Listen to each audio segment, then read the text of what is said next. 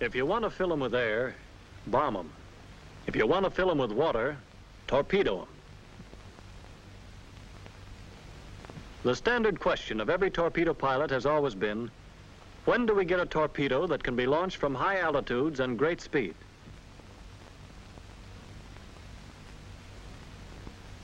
The answer is that we have such a torpedo now, and here it is, launched at 260 knots and 800 feet.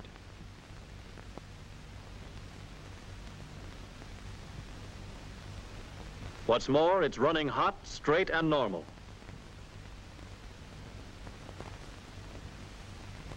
All torpedoes of the Mark 13 Mod 6, 7, 8, and 9 type look pretty much like the older models. So what has revolutionized the performance of the torpedo? The shroud ring, commonly called the ringtail, Mark 1 Model 0, in conjunction with a drag ring on the nose of the torpedo, does the trick. This is a steel ring welded to guide vanes of the new torpedo. Using this ringtail with a nose drag ring and wooden stabilizer, successful test drops have been made at 2,000 feet with a speed of 350 knots. Optimum performance is obtained at about 800 feet and 260 knots. The stabilizer is secured to the ringtail with wooden dowels which shear on contact with the water. The drag ring has two primary functions: to aid in air stabilization and to decrease the impact shock about 40% on hitting the water. This is especially useful in cases of extremely high altitude drops. In a torpedo drop, any deviation from true air trajectory is liable to cause damage on impact. The drag ring helps to eliminate pitch and yaw. Like the stabilizer, this disintegrates when it hits the water. A valve, the water trip delay valve, prevents the torpedo turbines from burning up during its long air travel. On leaving the plane, the torpedo is operating only by compressed air. Impact with the water trips the valve, starting normal fuel operation. This valve is secured with wire to prevent the airstream from springing it.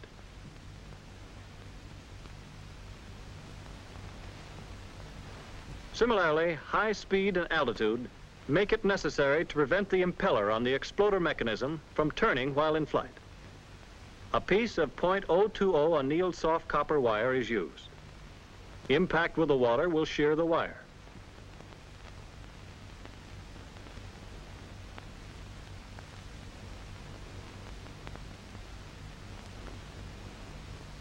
At high altitudes and in cold climates, special precaution must be taken to ensure a sufficient amount of antifreeze in the water chamber of the torpedo.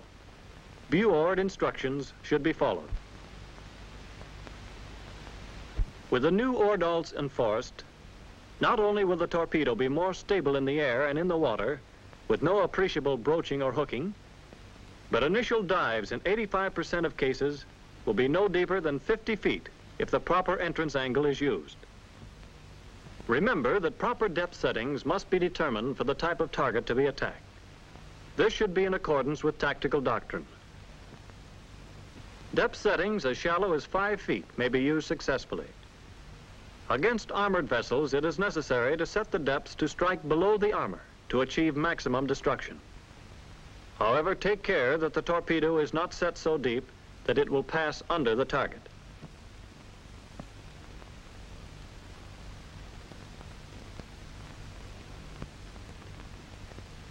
Recent statistics show that of 2,000 torpedoes dropped under varying conditions, about 92% ran hot, straight, and normal. And in combat, the percentage of hits with torpedoes is greater than that of any other form of attack against shipping.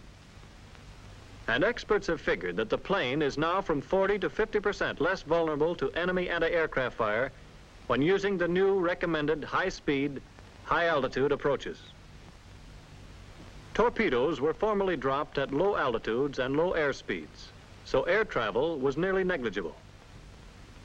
However, using and altitude combinations naturally increases air travel. The old axiom of releasing at 1,000 yards does not hold water. In many cases, the air travel alone is 1,000 yards or more. At present, the torpedo is set to arm with a run of at least 260 yards. However, an additional 140 yards is added in alt sighting tables to compensate for possible torpedo and pilot error. So no matter what speed-altitude combinations are used, the torpedo should hit the water about 400 yards from the estimated point of contact with its target. A chart to serve as a torpedo launching guide has been published in Naval Aviation Confidential Bulletin for July 1944. A combination of any two coordinates gives the other three.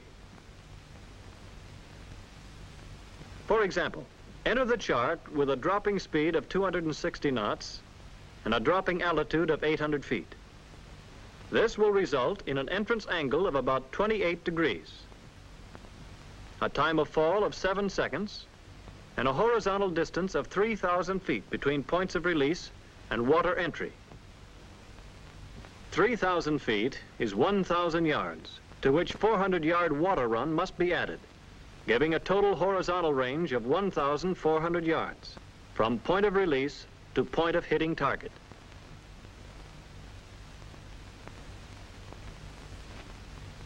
When a torpedo is dropped, the crosswind acting on the plane at release imparts a motion to the torpedo, which acts on it throughout its time of flight and is in addition to the motion of the plane. The same chart can also be used for determining the amount of crosswind effect on a torpedo drop. So at 800 feet, the torpedo takes about 7 seconds to fall. A simple formula works out the rest of the problem. Crosswind effect is equal to the time of flight of the torpedo in the air in seconds times the velocity of the wind in feet per second. In making allowances for crosswind, the only effect to be considered is that on deflection. The effect on range may be disregarded. Always apply wind allowance on the side from which the wind is blowing. Disregard winds with relative bearings of less than 30 degrees or more than 150 degrees. Winds on the bow or on the quarter have only a slight effect on deflection, but winds on the beam may require important corrections which must be made. The following tables present practical aiming allowances. Mount these tables on cards where they will be easily available to the pilot. For winds of varying velocities on the bow or quarter, for two different sizes of ships, these allowances in ship lengths should be made. For winds on the beam, note the great allowances in ship lengths which must be made. Get these tables from your instructor and study them. Tables for aircraft torpedo sighting and launching data have been prepared by Buord and published as training literature by CNO. Let's break down Table 4 and see how it works. Altitude of 800 feet, estimated target speed 20 knots, and its length about 600 feet. Aiming point is 1.15 ship length ahead of the bow. Your own ground speed is 260 knots.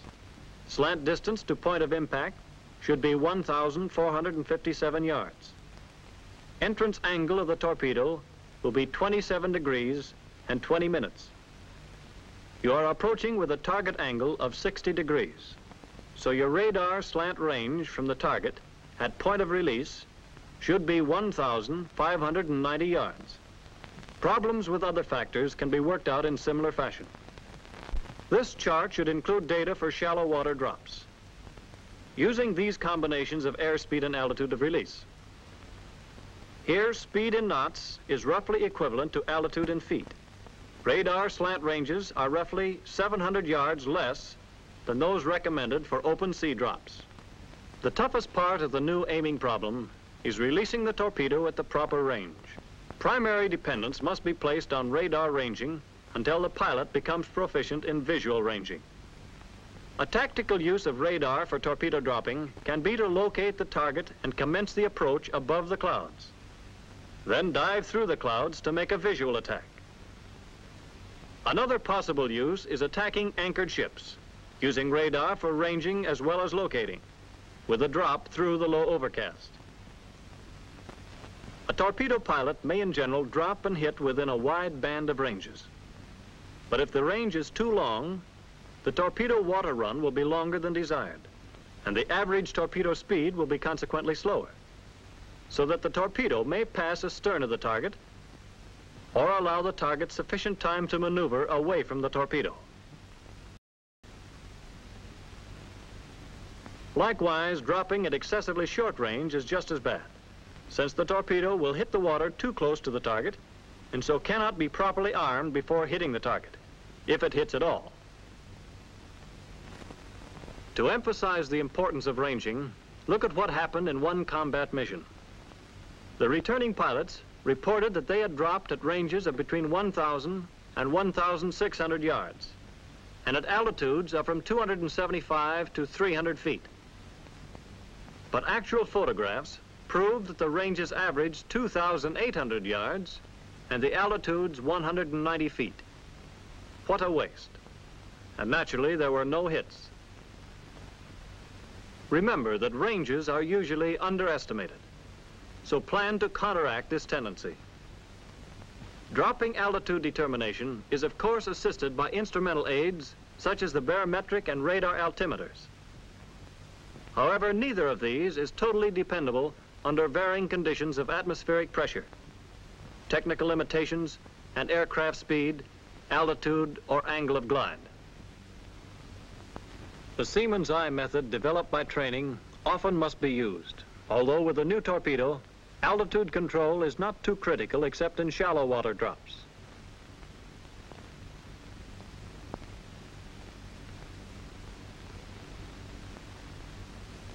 The full range of entrance angles is 18 to 22 degrees for shallow water, 22 to 32 degrees for open sea or deep water. Naturally, the extreme should be avoided if possible. If an entrance angle under 18 degrees is obtained, say 12 degrees, the result of a speed-altitude combination of 200 knots and 80 feet altitude, the torpedo may be seriously damaged and ricochet or broach violently. If the controls are damaged, as they probably will be, the torpedo may sink, or at least have an unsatisfactory run. If the entrance angle is steeper than 32 degrees, the usual result of dropping from high altitude at low speed or dropping in a glide of over 10 degrees, not only is there the danger of the torpedo hitting bottom because of the initial deep dive,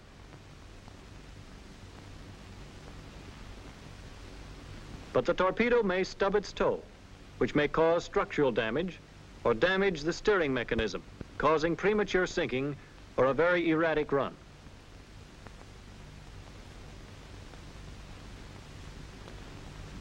Target angles are between 0 degrees and 90 degrees, since attacks from abaft the beam should be avoided whenever possible, because a fast-moving target can run away from the torpedo or maneuver to comb the torpedo tracks.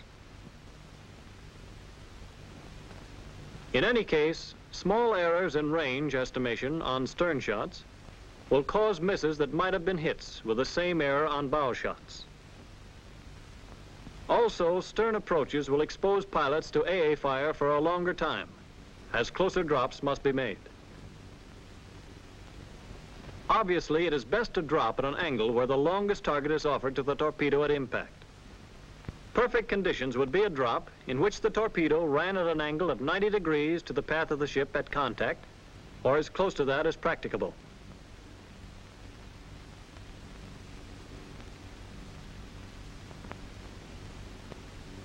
If you want to hit them, you have to lead them, the right amount. The range to the aiming point is dependent upon the air and water travel of the torpedo. The range to the target varies with the target angle and speed and the range to the aiming point. By previous training, the pilot should be able to estimate automatically his own altitude and speed. Aiming problems are now comparatively simple. Observe the target length, speed, and course, and from this, select the aiming point. Then estimate the range to the aiming point. The target angle controls the range to the target, and this can be used to assist the ranging to the aiming point. Keep a rough check on the target angle, using radar and seaman's eye to check the slant range to the target. The actual ship lengths to be allowed for are measured from the bow of the target vessel along the course line extended to the aiming point, which is the center of the ship at the intended point of contact. Assuming an underwater run of 400 yards with a proven new torpedo speed of 32 knots, here is a thumb rule that can be applied against a 600-foot target on a steady course, wind force 0. For 20-knot speed, aim 1 ship length ahead. For 25-knot speed, aim 1.5 ship lengths ahead. For 30-knot speed, aim 2 ship lengths ahead. For a 400-foot target vessel under similar conditions, the aiming allowance is more than for the 600-foot target. It figures out that 1 ship length should be allowed for each 10 knots of target speed from 20 to 30 knots. So for 20-knot speed, aim 2 ship lengths ahead. For 25-knot speed, 2.5 ship lengths. For 30-knot speed, 3 ship lengths. Study enemy ship characteristics and data on bow waves and wakes to determine speed. Under torpedo attack, it can be assumed that ships will use full power in attempting to maintain top speed.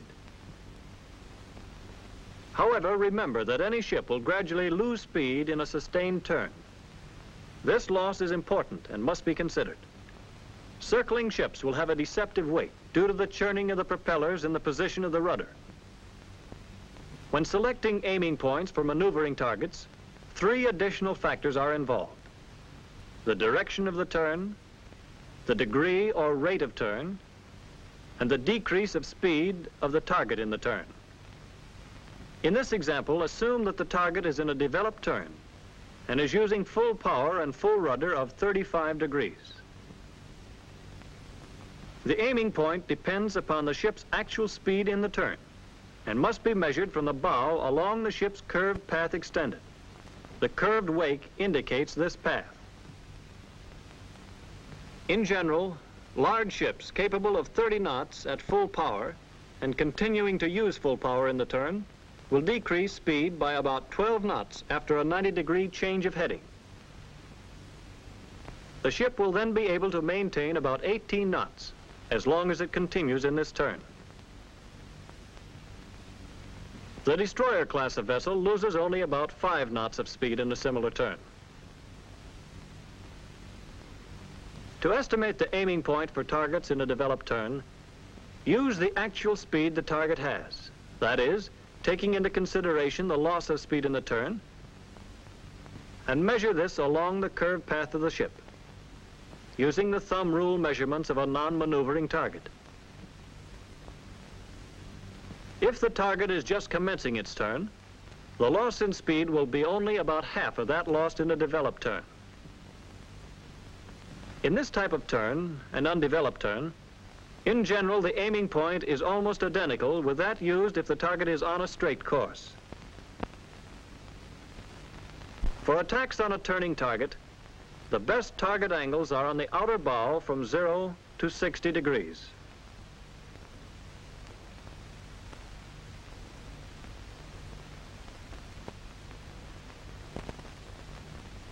On the inner beam, the best target angles are between 90 and 150 degrees. In any case, the actual target size presented to the torpedo is the controlling factor. For a U.S. Navy light cruiser using full rudder of 35 degrees and 30 knots initial speed, it takes the rudder about 23 seconds to become fully applied, and about 10 more seconds for important changes in the ship's heading and position to take place. The use of high speed and correspondingly high altitudes naturally calls for entirely new tactics, and therefore a new concept of training. so that the pilot is equipped with the knowledge and experience to put these new tactics to use. Training for torpedo dropping should follow a fairly definite pattern. First of all, study and talks with experienced pilots and crewmen. All available Buord publications and official dispatches should be considered carefully. The pilot should then commence training with dummy runs. After making proper dummy runs checked with the F-46 camera, he should then use concrete blocks or dummy torpedoes. This can be followed by live torpedo drops, all with single planes. As many torpedoes as possible should be dropped. Statistics indicate that for best efficiency, the average pilot requires at least 6 single live drops before graduating to group work. Strengthened exercise heads, as provided by Buord, should be used. Sections of 3 or 4 planes should then work together, followed by practice with divisions, then with squadron attack, winding up with coordinated attacks with fighters and dive bombers. In each case, whether single planes, sections, divisions, or squadrons are used, dummy runs should be made in sufficient number to ensure best results for the final live runs. During all of this, trained pilots should be used as observers and consulted after each run. It is helpful to think of the attack in 3 phases: the approach dive, the attacking dive, and the aiming run, then retirement. In addition, pilots dropping torpedoes should record pertinent data for comparison with photographic data. Another very important factor in training as well as in combat is the correct use of photo assessment. The study of photographs from the F-46 camera mounted in TBMs will prove an incentive to good pilots and show up bad pilots. In combat, the photographs will also serve as a final means of recognition and verification of results. It is essential for proper training to furnish the pilot with high-speed maneuvering targets for torpedo dropping practice. These targets should not be smaller than a DD. The new technique of torpedo dropping makes it almost imperative that the final torpedo attack be initiated in a glide of 20 to 40 degrees from no less than 5,000 feet altitude. The range will then be about 3,500 yards. As the plane approaches the correct dropping range for the speed and altitude combination selected, it is pulled up to level flight momentarily and the torpedo released. Drop should be from level flight, although it is permissible to drop in a glide of not more than 10 degrees. But note that this will affect the air travel. However, good performance does require that the wings be level and that the plane not be in a slip or skid at the moment of release. For an example of good technique, suppose the final glide is commenced from an altitude of 7,000 feet and 8,000 yards radar slant range. The pilot selects a point about 1,500 yards short of the target and commences his approach as if he were going to glide bomb the point selected. The resultant glide path will be roughly 30 degrees during the glide. Speed approaches 300 knots.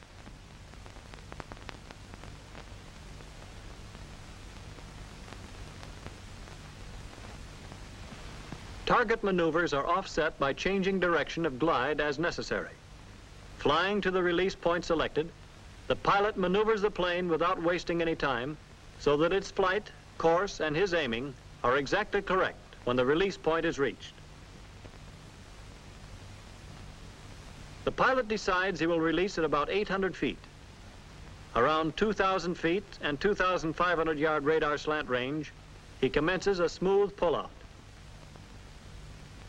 The plane should be leveled off and ready to release the torpedo about 800 feet altitude and 260 knots. With a radar slant range of 1,500 yards. As a general rule, pilots commence attack target, resulting in a final low, slow approach.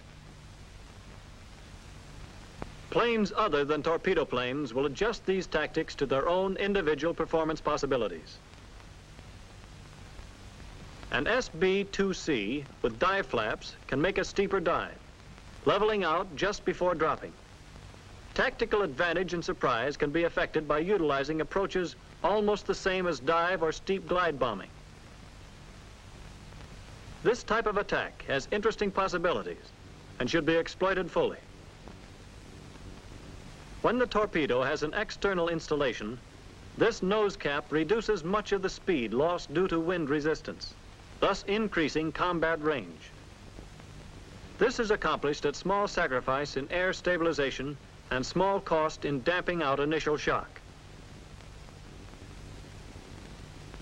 All torpedo attacks must be coordinated with attacks on the major targets and screening vessels, using one or all of the following: dive bombing, strafing, or rocket attack.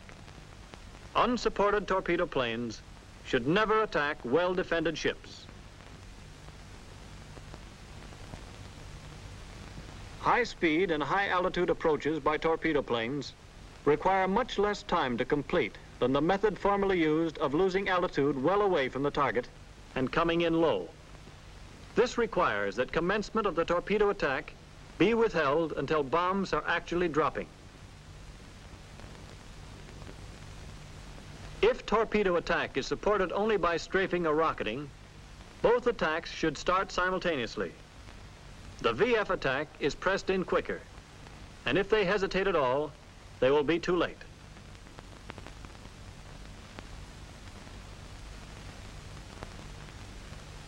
This is not only for diversion, but some anti-aircraft guns may be put out of commission, and possibly the torpedo planes will be offered a target whose speed and maneuverability has been greatly reduced. Timely and determined fire by all guns of a torpedo plane will appreciably reduce and has on occasion stopped AA fire from vessels within machine gun range. Concerted attacks by supporting VF will also assist torpedo planes in retirement. The torpedo is still the most potent single weapon of destruction against enemy shipping, but only if used properly. It's up to the pilot to see that it is used properly, making the most use of these recent improvements. This will be the result.